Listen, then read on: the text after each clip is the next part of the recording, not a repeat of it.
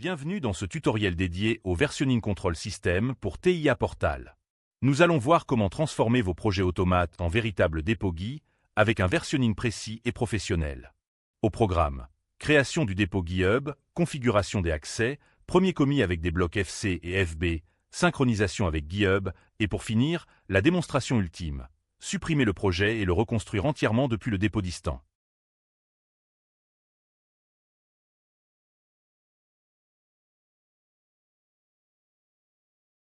Nous verrons 1. Création du dépôt sur GitHub. 2. Génération du token d'accès. 3. Configuration VCS et initialisation. 4. Premier commis et push vers GitHub. 5. Ajout progressif de blocs FC, FB plus DB, tag UDT et DB avec commis. 6. Visualisation du diff et de l'historique. 7. Suppression du projet et restauration depuis GitHub.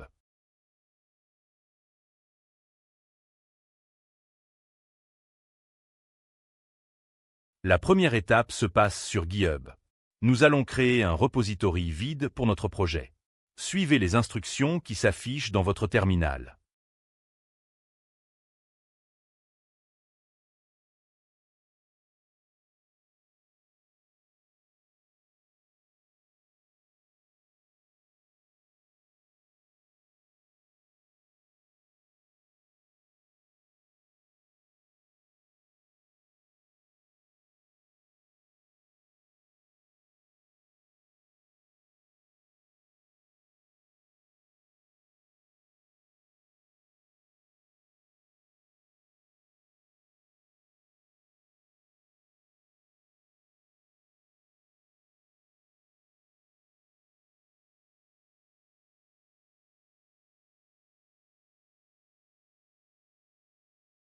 Pour que TIA Connect puisse communiquer avec votre compte GitHub, il faut générer un Personal Access Token. C'est une clé de sécurité qui remplace votre mot de passe. Attention, copiez bien la clé, elle ne sera affichée qu'une seule fois.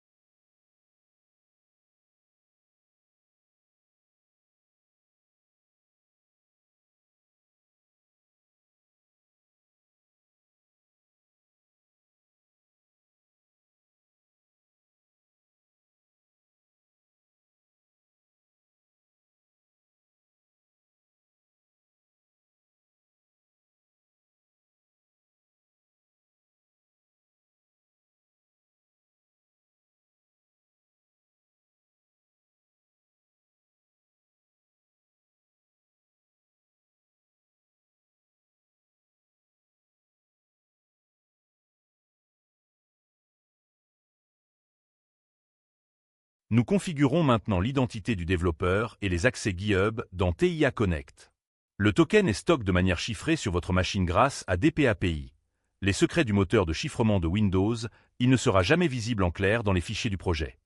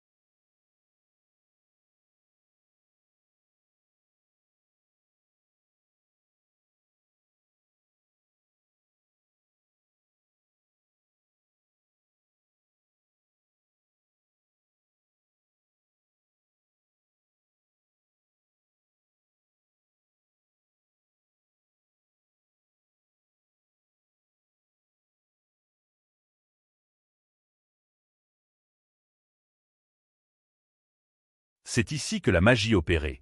La commande VCS ini crée un dépôt GUI local à code de votre projet TIA Portal. Elle va exporter tous vos blocs, tags, types et hardware en format texte XML normalise. C'est ce format texte qui permet le versionning, contrairement au fichier binaire .ap20 que TIA Portal utilise normalement.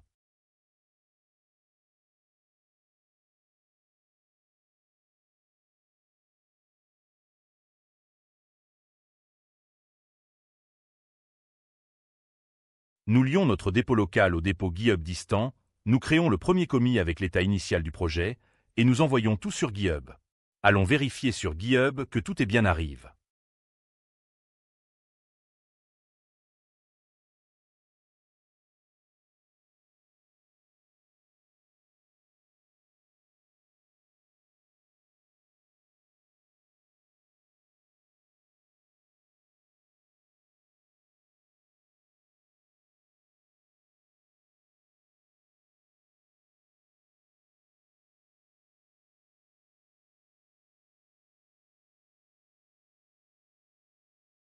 Nous créons notre première fonction, une FC utilitaire avec des fonctions de conversion. Après compilation, nous committons et poussons vers GitHub. Chaque commit capture un instant précis de notre projet.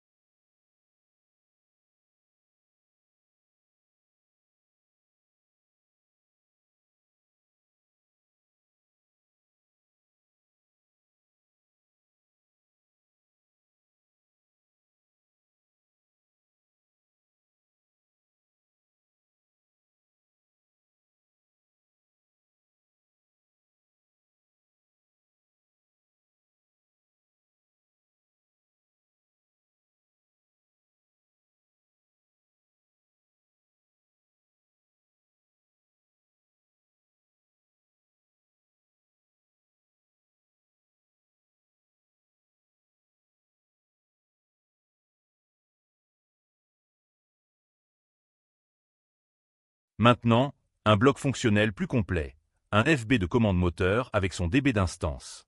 Le FB contient la logique, le DB stocke les données de l'instance. Ce pattern est fondamental en programmation automate. On commit et on pousse.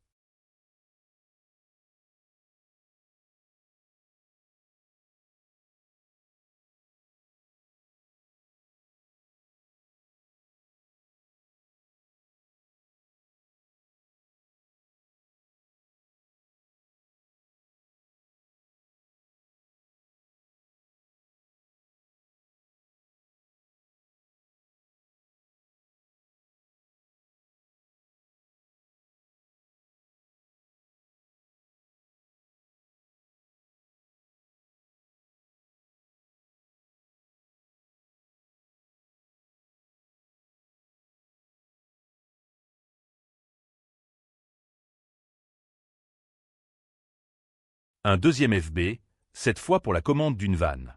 Remarquez le workflow. On crée, on compile, on commit, on pousse. C'est la discipline du développeur automate moderne.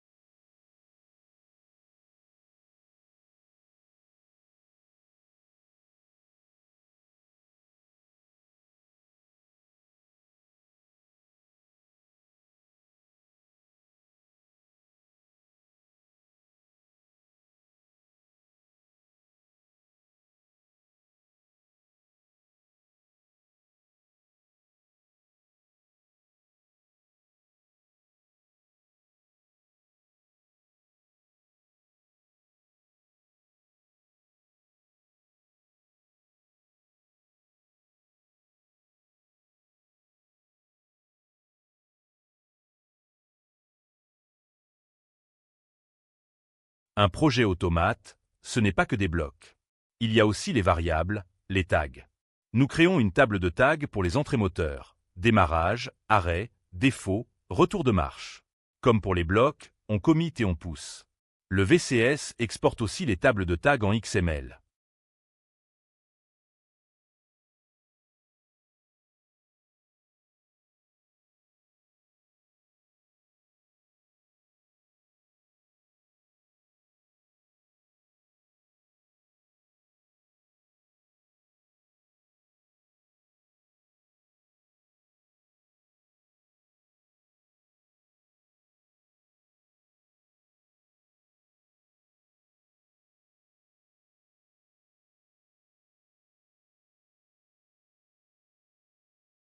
Les types de données utilisateurs, les UDT, sont également verses.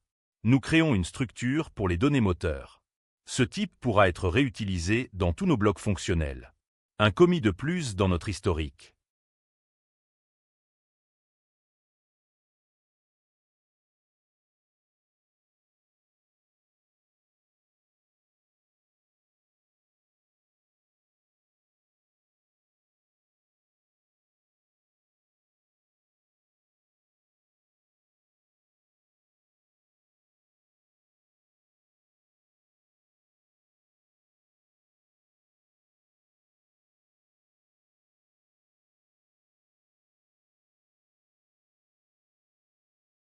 Un DB global pour centraliser les paramètres de configuration de l'installation.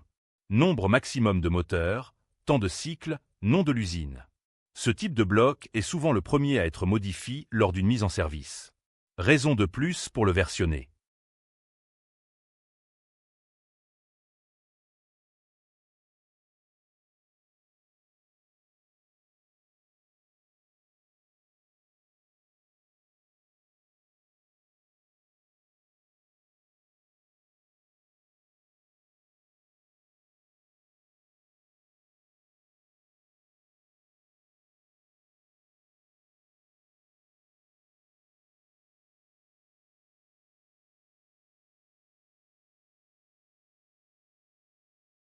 Une fonction de diagnostic, indispensable dans tout projet industriel. Elle collecte les défauts des équipements et génère un mot d'alarme synthétique. Nouveau bloc, nouveau commis. L'historique s'enrichit à chaque étape.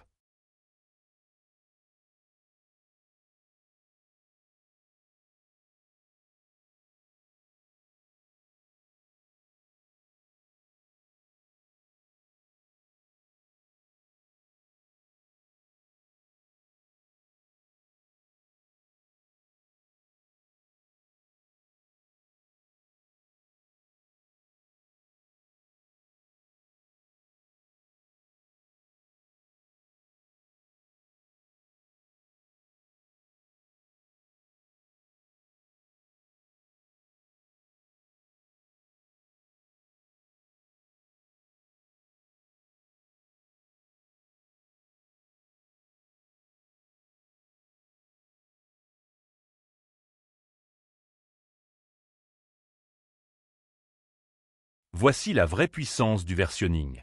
Nous modifions notre FB moteur pour ajouter un arrêt automatique. Avec VCS status, nous voyons exactement quel fichier on change.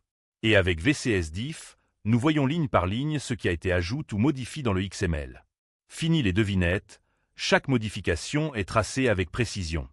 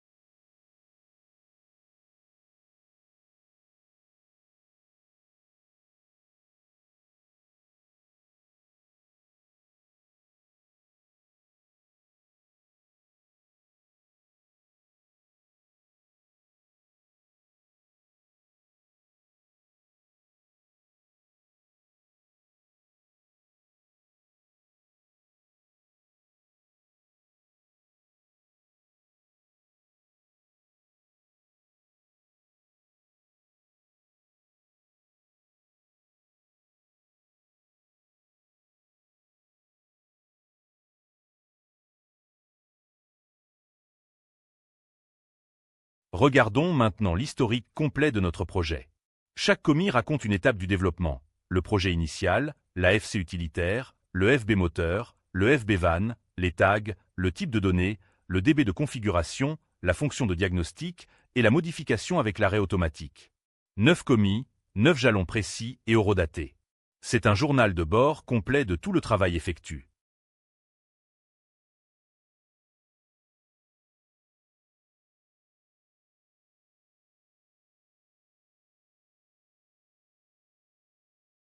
Et maintenant, la démonstration ultime. Nous allons fermer et supprimer complètement notre projet TIA Portal. Oui, vous avez bien entendu. Le fichier .ap20 et tout le dossier projet vont disparaître. Dans un scénario réel, cela pourrait être un crash disk, une erreur humaine ou un poste de travail qui rend l'âme. La question est, peut-on tout récupérer ?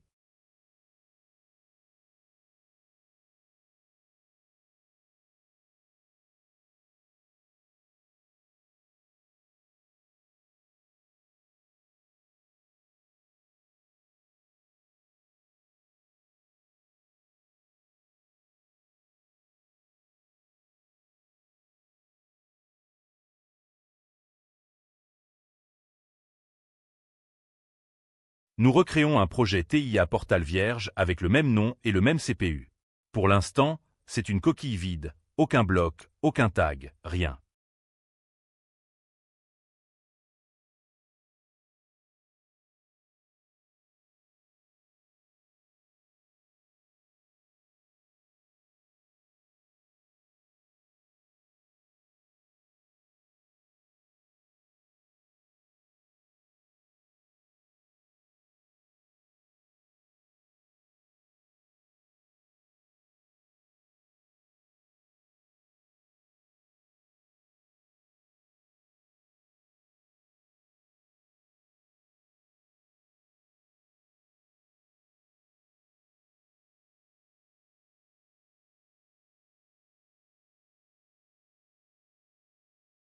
Nous initialisons le VCS sur notre projet vierge, nous le connectons au même dépôt GitHub et nous tirons tout l'historique.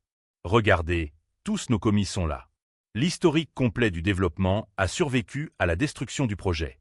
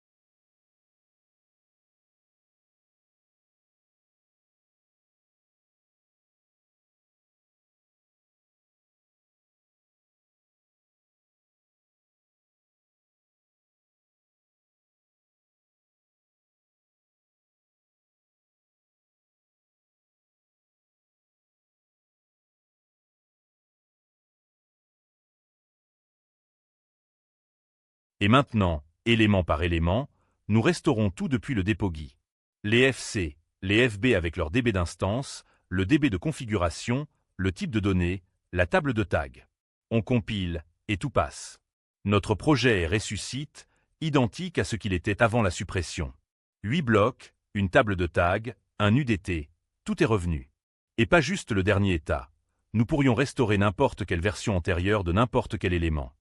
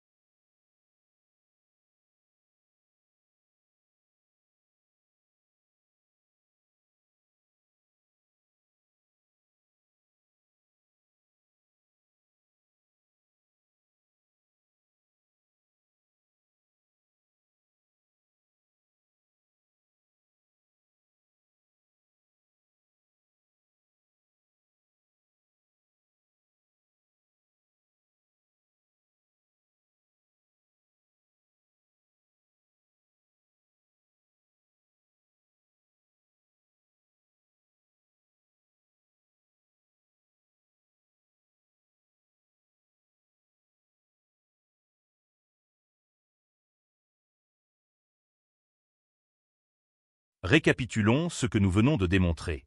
Nous avons créé un dépôt GUI pour un projet TIA Portal, développé progressivement avec des commis à chaque étape, synchronise avec GitHub, visualise les différences ligne par ligne, et surtout, nous avons prouvé qu'un projet détruit peut être intégralement restore depuis le dépôt distant. C'est la sécurité et la traçabilité que tout projet industriel mérite. Merci d'avoir suivi ce tutoriel. Dans le prochain épisode, nous irons encore plus loin. Nous verrons comment mettre en place du test-driven développement pour l'automatisme avec le test harness intégré à TIA Connect. Écrire les tests avant le code, les exécuter automatiquement sur un PLC simule et valider que votre logique fonctionne avant même la mise en service. À très bientôt sur TIA Connect.